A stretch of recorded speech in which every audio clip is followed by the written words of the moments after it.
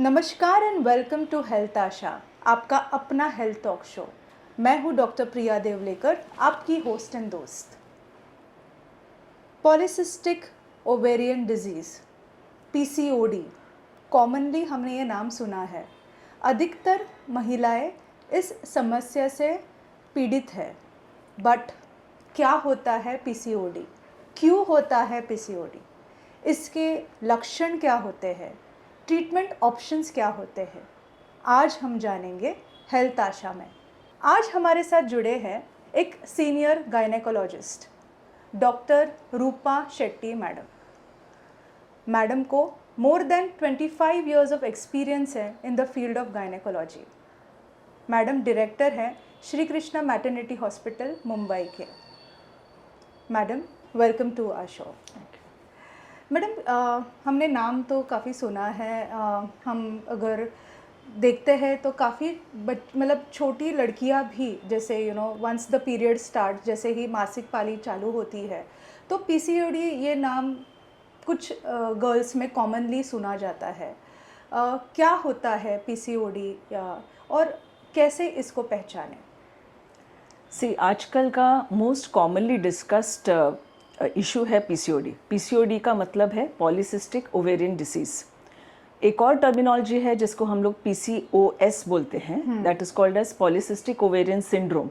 सो polycystic ovarian disease और syndrome basically वो एक ही पर्टिकुलर डायग्नोसिस में आता है, बट पीसीओएस जो बोलते हैं वो एक ब्रॉडर पर्सपेक्टिव में includes metabolic syndrome with the PCOD factor. So polycystic ovarian disease जो हम लोग बोलते हैं, नॉर्मली एक मेंस्ट्रुअल साइकिल में एक औरत का जब एग्स बनना चालू होता है, राइट फ्रॉम यू से the first day of menstrual cycle, वो बनता है, बढ़ता है और वो रिलीज होता है 14th day of your menstrual cycle, जिसको हम लोग ओव्यूलेशन बोलते हैं। उसके 16 डेज के बाद होता है मेंसेस का आगमन। सो अगर इस प्रक्रिया में कभी भी कोई एबनॉर्मलिटी हुई, इसकी वजह से एग्स बने नहीं या एग्स निकले नहीं, तो उस पर्टिकुलर समस्या को हम लोग पीसीओडी बोलते हैं। और यही पीसीओडी अगर बहुत और भी प्रॉब्लम्स के साथ आते हैं, जैसा डायबिटिक फैक्टर आता है, ब्लड प्रेशर आता है, कोलेस्ट्रॉल आता है, एक मेटाबॉलिक सिंड्रोम में बदली हो जाता है, जिसको हम लोग पीसीओएस बोलते हैं। सो आजकल यही चीज़ बहुत कॉमनली दिखने को आता है, बिकॉज पहले तो information about this is very widespread. Correct. तो हर एक के मन में आता है कि एवरी इरेगुलर साइकिल वो पीसीओडी ही हो सकता है। सो इसके लिए ये I think it is a very important part कि this particular aspect be discussed. Yes ma'am, क्या डिफरेंट फॉर्म्स होते हैं? जैसे आपने पीसीओडी पीसीओएस कहा, और भी कोई ऐसे फॉर्म्स होते हैं पीसीओडी इस प्रकार के? PCOD is always, it's either mild, it is moderate, it is severe. Severe PCOD comes under the PCOS bracket. Okay. बाकी ये दो चीज़ें हैं, they are linked to your hormonal imbalance and your lifestyle factors. बाकी any other condition, there are other very prevalent condition, एक endometriosis भी होता है, but इसका और PCOD का कोई आपस में कनेक्शन नहीं है। ये दोनों अलग चीज़ें रहती हैं। Okay. एंडोमेट्रियोसिस में भी पीरियड्स ठीक से नहीं आते हैं क्या? एंडोमेट्रियोसिस बेसिकली मीनिंग कि जैसे मेंस्ट्रुअल साइकिल में यूट्रस का एक लाइनिंग होता है, उसको हम लोग एंडोमेट्रियम बोलते हैं, जो मेंस्ट्रुअल साइकिल के टाइम पे वो शेड ऑफ होता है। अभी यही मेंस्ट्रुअल लाइनिंग अगर गर्भाशय के बाहर पाए जाते हैं, जैसे फैलोपियन ट्यूब्स में या जैसे ओवरीज में, तो हर मासिक के वक्त पे ये भी साइक्लिकल ब्लीडिंग देते हैं। और इस ब्लीडिंग, क्योंकि ये एक्स्ट्रा यूट्राइन इम्प्लांट्स है, तो इसमें बहुत ज़्यादा पेन होता है। तो ये दर्द, ये हॉलमार्क है एंडोमेट्रोसिस का। सो इम्बैलेंस नहीं है, लेकिन severe abdominal pain during menses, ये हॉलमार्क रहता है एंडोमेट्रोसिस का। और कुछ हद तक इवन पीसीओडी में ऐसा एब्डोमिनल पेन होता है, पर ये डिफ्रेंसिएशन जब वो आते हैं, चेकअप करते हैं, तो आपके जो डॉक्टर्स है, गायनेकोलॉजिस्ट है, वो इस पर्टिकुलर दो डिसीजेस में उनका डिफरेंस बता सकते हैं। ओके मैम, कितने परसेंटेज आप अपने जैसे आप एक सीनियर कंसल्टेंट है, आप अपने प्रैक्टिस में कितने परसेंटेज ऑफ गर्ल्स या लेडीज़ में पीसीओडी आपने देखा है? सी वर्ल्ड वाइड भी 10 to 13% प्रेवलेंस है पीसीओडी में। अभी इन इंडिया इटसेल्फ अपने जो रिप्रोडक्टिव एज ग्रुप में जो फीमेल्स रहते हैं, उनमें ऑलमोस्ट 13 to 22% फैक्टर है for Okay. PCOD. It's very high prevalence. Very high prevalence. yeah. कोई एज ग्रुप है जिसमें आपने देखा है कि कॉमनली ये देखा जाता है? See, it is normally it affects the women of the reproductive age group, जो Okay. हम लोग बोलते हैं around 18-19 till Okay. 45 years of age. But it has its presentations even before 18 years of age, even beyond 45 years of age. But this is the age where we normally हम लोग ये symptomatically हम लोग ये सब PCOD patients को देखते हैं. ओके मैम, क्यों होता है पीसीओडी और क्या इसके रिस्क फैक्टर्स है? सी कॉजेज ऑफ पीसीओडी सबसे मेन फैक्टर रहता है हार्मोनल इम्बैलेंस. जैसे हम जानते हैं कि दो फीमेल्स हार्मोन्स रहते हैं, एक ईस्ट्रोजन रहता है, एक प्रोजेस्ट्रॉन रहता है, जो ओवरीज में बनते हैं. अभी जब भी इनका संतुलन बिगड़ जाता है, जिसकी वजह से एक पर्टिकुलर हार्मोन और ज़्यादा बढ़ता है दूसरे हार्मोन के हिसाब से, तो वो उस टाइम पे एक एंड्रोजन लेवल बढ़ जाता है. और एंड्रोजन मतलब मेल हार्मोन. अभी ये मेल हार्मोन का नॉर्मल तरीके से और ज़्यादा बढ़ना, इस वजह से ये इम्बैलेंस प्रोड्यूस करके पॉलीसिस्टिक ओवेरियन डिसीज का जन्म होता है. सो फर्स्ट एंड फॉरमोस्ट ये हार्मोनल इम्बैलेंस की वजह से होता है. दूसरा रहता है something which we call as insulin resistance. PCOD patients में पाया जाता है कि उनको high level of insulin resistance है. मतलब जो बॉडी के जो टिश्यूज रहते हैं वो इंसुलिन के लिए बहुत सेंसिटिव नहीं रहते, जिसकी वजह से बॉडी को ज़्यादा इंसुलिन प्रोड्यूस करना पड़ता है, जिसकी वजह से वापस मेल हार्मोन फैक्टर बढ़ता है, अगेन लीड्स टू पीसीओडी. ये दूसरा. थर्ड अपना लाइफस्टाइल है. सो आजकल अर्बनाइजेशन बहुत हुआ है, तो अर्बनाइजेशन की वजह से बहुत सारे लाइफस्टाइल में चेंजेस हुए हैं. इवन बच्चे आजकल ज़्यादा पढ़ाई में ध्यान देते हैं, जैसे माँ बाप भी बोलते हैं कि पढ़ाई करो, और ज़्यादातर फिजिकल जो फिटनेस रहता है वो पीछे ही रह जाता है. सो फिजिकल एक्टिविटी बहुत कम रहता है, मोर ऑफ सेडेंट्री लाइफस्टाइल रहता है. ऊपर से अपना खान पान में भी प्रॉब्लम होता है, जैसे अपना जंक फूड का इंजेक्शन ज़्यादा है, जैसे अपना प्रोसेस्ड फूड, रिफाइंड शुगर्स, इस चीज़ का जो इंटेक रहता है वो ज़्यादा है. तो ये सब चीज़ों से मोटापा बढ़ने का चांस रहता है. मोटापा से again androgen levels increase, again leading to PCOD. So ये 3 मेन फैक्टर्स है. बाकी अपना दूसरे फैक्टर्स रहते हैं. अगर आप स्मोकिंग ज़्यादा करते हो, आप अल्कोहल कंजम्पशन करते हो, अनहेल्दी लाइफस्टाइल है आपका, तो ये सब फैक्टर्स ये प्रॉब्लम को प्रोड्यूस करते हैं. और one more important factor I would like to say stress.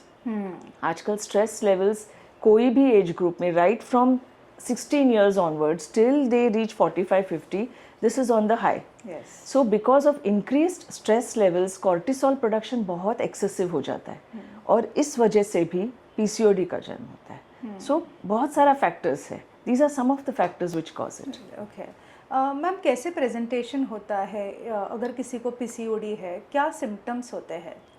सबसे मोस्ट कॉमन जो प्रेजेंटेशन है वो इरेगुलर मेंस्ट्रुअल साइकिल्स है. मतलब मेंसेस का आना, लेकिन बहुत लेट आना, 2-3 महीने में एक बार आना, कभी कभार साल में सिर्फ एक ही बार आता है. सो कोई भी मासिक जो 8 साइकिल से कम है हर साल में, उसको हम लोग इरेगुलर बोलते हैं.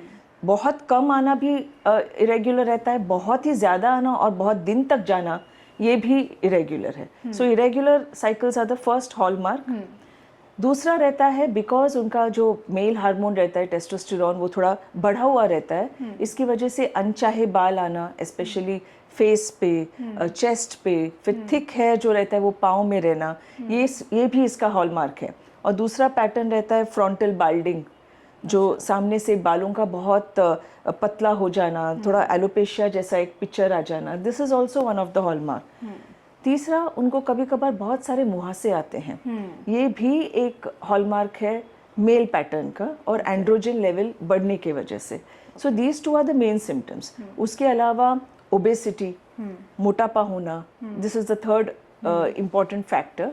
सो these are all the factors which you can देख के ही आप बता सकते हो कि इनमें ये चीज़ें होने के चांसेस हैं. ओके मैम, वेट गेन भी क्या होता है इन जो भी अगर किसी को पीसीओडी अगर डायग्नोस होता है तो? सी पीसीओडी के वजह से गेन होना या गेन होके, most of the times they are both are interlinked, both connected है. सो आपका अगर मोटापा हद से ज़्यादा बढ़ा, आपका बीएमआई बहुत हाई हुआ, तो उस वजह से अगेन आप इंक्रीज्ड एंड्रोजन प्रोडक्शन करते हो. इंक्रीज्ड एंड्रोजन प्रोडक्शन के वजह से वापस ये मेल हार्मोन बढ़ने की वजह से पीसीओडी फैक्टर बढ़ता है. So that is one relation. Other is when you are already आपको पीसीओडी है तो आपको वेट लूज करना बहुत मुश्किल हो जाता है. उसके वजह से मोटापा बढ़ना ऐसा नहीं रहता है क्योंकि आपको पीसीओडी ऑलरेडी है, आप उतने आसानी से वजन घटा नहीं सकते हो जैसे नॉर्मल लोग कर सकते हैं. सो वो उसका कोरिलेशन है. मैम पीसीओडी को ज़्यादातर जैसे हमारे कुछ पेशेंट्स हैं, उन्होंने हमें ये बताया कि उसका कुछ लिंकेज या मिथ्स है कि पीसीओडी अगर डिटेक्ट होता है तो डायबिटीज़ होता ही है, पीसीओडी अगर डिटेक्ट होता है तो थायराइड डिसऑर्डर्स होते ही है. क्या कहना चाहेंगे मैम हमारे दर्शकों को? सी एक चीज़ है कि PCOD is always a disease of exclusion. मतलब थायराइड होना या जो प्रोलैक्टिन हार्मोन बढ़ना, तो उनके जो सिम्टम्स हैं वो वैसे ही सिम्टम्स मिमिक करते हैं जैसे पॉलीसिस्टिक ओवेरियन डिसीज में रहते हैं. लेकिन it is not because of the thyroid factor और it's not because of the hyperprolactinemia कि ये प्रॉब्लम होता है. आइडियली उसमें ऐसा कनेक्शन नहीं रहता है, बट को एग्जिस्टेंस रह सकता है कि जिसको है पॉलीसिस्टिक उनको कभी कभार थायराइड फैक्टर्स भी हो सकते हैं. Okay. So this is one of. Ma'am diabetes के बारे में क्या कहेंगे? या सी बेसिकली क्या होता है, as I said they already have insulin resistance. So insulin resistance की वजह से टिश्यूज इंसुलिन सेंसिटिव नहीं है, तो उनको बहुत ज़्यादा इंसुलिन सिक्रीट करने पड़ते हैं. सो लॉन्ग टर्म में जैसे जैसे वक्त जाता है वैसे उनके बॉडी में ग्लूकोज की मात्रा बढ़ जाती है क्योंकि ग्लूकोज का अच्छे से कंट्रोल नहीं हो पाता. इसके वजह से आगे जाके कुछ सालों में उनको टाइप 2 डायबिटीज़ होने के चांसेस है. This is all if you उनको बराबर से ट्रीटमेंट नहीं करो, कंट्रोल ना करो, तो उस वजह से ये टाइप 2 डायबिटीज़ के चांसेस और ज़्यादा बढ़ते हैं. अच्छा मैम, एक हमारे जो दर्शक हैं उन्होंने ये पूछा था कि क्या प्रेगनेंसी के चांसेस भी लो हो जाते हैं अगर पीसीओडी है? See one of the most common problems faced specially जो रिप्रोडक्टिव एज ग्रुप में है वो इनफर्टिलिटी है. इनफर्टिलिटी में बेसिकली क्या, ये पॉलीसिस्टिक ओवरीज में उनके एग्स बनते नहीं और निकलते नहीं हैं. एग्स बनेंगे नहीं और निकलेंगे नहीं तो प्रेगनेंसी वैसे भी नहीं हो पाता. So but this is easily treatable. So जैसे माइल्ड केसेस में आप सिर्फ लाइफस्टाइल मॉडिफिकेशन करो और बराबर से अपना डाइट का ख्याल रखो तो आपका फर्टिलिटी वैसे ही रिस्टोर हो जाता है. और अगर थोड़ा सीवियर केस रहता है पॉलीसिस्टिक ओवेरियन डिसीज का तो उसमें मेडिसिन बहुत सारे अवेलेबल हैं. बहुत सारे इंसुलिन सेंसिटाइजर्स अवेलेबल है जिसके वजह से आपके जो इतने हाई इंसुलिन लेवल्स को कम कर देते हैं. इसकी वजह से आपका ओव्यूलेशन, एग्स बनना, एग्स रिलीज होना, वो सब प्रक्रिया रिज्यूम होती है. So all these fact there are lots of medications available. And last to last if suppose कोई भी ट्रीटमेंट से काम नहीं आता, आप इतने रेजिस्टेंट हो कि कोई भी इसमें एग्स नहीं बनते, तो आपको ऑप्शन ऑफ IVF है. अच्छा. So but that is always the last option because initially almost 80% of all the polycystic ovarian disease को इससे ही इलाज हो जाता है. ओके मैम, पीसीओडी अगर हमने ट्रीट नहीं किया या सही तरीके से हमने उसे नहीं पहचाना, नहीं ट्रीटमेंट ऑप्शंस अपनाए, तो क्या उसके साइड इफ़ेक्ट्स है? अगर पॉलीसिस्टिक ओवेरियन डिसीज़ को नहीं ट्रीट किया और आपने अनट्रीटेड बहुत लंबे अरसे तक उसको रखा तो उसके हेल्थ इम्प्लिकेशंस बहुत है. क्योंकि उसकी वजह से अपना कार्डियोवैस्कुलर जो हेल्थ है वो सफ़र हो जाता है. कोलेस्ट्रॉल लेवल्स बढ़ने के चांसेस रहते हैं. अपना ब्लड प्रेशर बढ़ता है, जैसे हमने ऑलरेडी डिस्कस किया टाइप 2 डायबिटीज़ फैक्टर भी बढ़ जाता है. So this is all detrimental to our health. But not only that, इसका एक और इम्प्लीकेशन है कि लॉन्ग टर्म में क्योंकि इस्ट्रोजन लेवल्स बढ़ते ही जाते हैं अगर आपने ट्रीट नहीं किया पॉलीसिस्टिक ओवेरियन डिसीज़ को, तो उसकी वजह से जो बच्चेदानी के अंदर का लाइनिंग जो हम लोग एंडोमेट्रियम बोलते हैं वो बढ़ता ही जाता है. और उसमें एक रिस्क आता है जो हम लोग एंडोमेट्रियल कैंसर बोलते हैं. उसका रिस्क बढ़ जाता है इन केसेस ऑफ अनट्रीटेड और जो ट्रीट नहीं किए जाए जो पॉलीसिस्टिक ओवेरियन सिंड्रोम है. मैम, कैसे ट्रीटमेंट किया जाता है इन पेशेंट्स का? क्या क्या ट्रीटमेंट ऑप्शंस अवेलेबल है? Polycystic ovarian basically symptomatic treatment है because it's not a disease. वो एक डिसीज़ जैसा नहीं है. आपको सिम्टोमेटिकली उनको ट्रीट करना पड़ता है और उनको कंट्रोल करना पड़ता है. सबसे फॉरमोस्ट उसका treatment is your lifestyle treatment. So your lifestyle modification, your dietary modification, that becomes the first basis of treatment. तो लाइफस्टाइल मॉडिफिकेशन में जब हम बताते हैं तो इट हैज़ टू बी, आपका अगर लाइफस्टाइल सेडेंट्री हो तो आपको good amount of physical activity करना चाहिए। आइडियली हम बताते हैं कि at least 30 to 40 minutes of a really high impact exercise at least 4 to 5 times a week. Okay. That is the ideal exercise pattern to be followed in cases of PCOD. Okay. उसके अलावा आपका जो dietary modifications है आप वो कर सकते हो, जैसे आप high protein diet, low carb diet, more of complex carbs, अपना processed food, junk food, refined sugars, ये सब कम कर लीजिएगा। तो इसमें भी बहुत आपको हेल्प मिलता है। After this first line mode of treatment is done, और अगर आपको उसका असर नहीं है तो सिम्टोमेटिकली आपके पास बहुत मेडिकल ट्रीटमेंट अवेलेबल रहते हैं। एग्स बनने के लिए बहुत सारे मेडिसिन अवेलेबल है, इंजेक्शंस अवेलेबल है। So all these factors are there. And अगर आपको हिर्सुटिज्म है और अगर आपके अनचाहे बाल बहुत ज़्यादा है, so you can always what to say, inform others with a cosmetologist also. So along with them the treatment or cyclical OC pills, ये दोनों काम आते हैं to reduce the hirsutism factor in future. अच्छा मैम, सर्जरी क्या ये option होता है इस केस में? अभी आजकल क्योंकि इतने सारे मेडिसिन अवेलेबल है and there is so much of treatment, तो surgery is always the last. अच्छा, अगर कोई भी चीज़ से नहीं बना तो there is a surgery called as laparoscopic ovarian drilling, जिसमें हम लोग ओवरीज को ड्रिल करते हैं, जिसमें एग्स को रिलीज करने में मदद होता है। But as I said, nowadays we don't need to go to that option because the other options work out fine.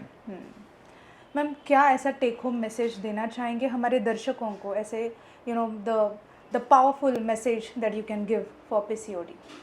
C, I would say PCOD, घबराइए मत। PCOD is a very treatable disorder and it can be easily controlled with only basic lifestyle modification and diet treatment.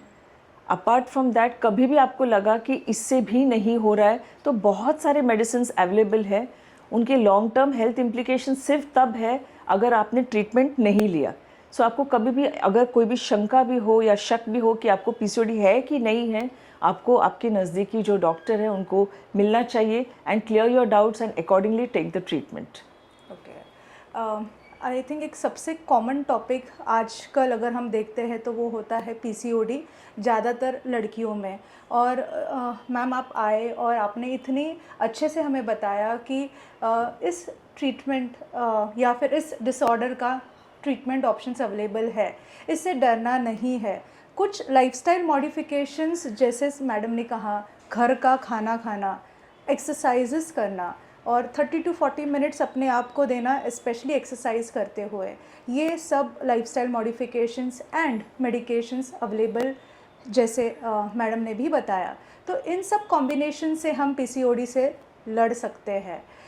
Health आशा में यही हमारा प्रयास है कि आप तक ऐसे अवेयरनेस हम आपको दे सके ताकि आप भी अपने रिलेटिव्स और फ्रेंड्स को वो दे सके।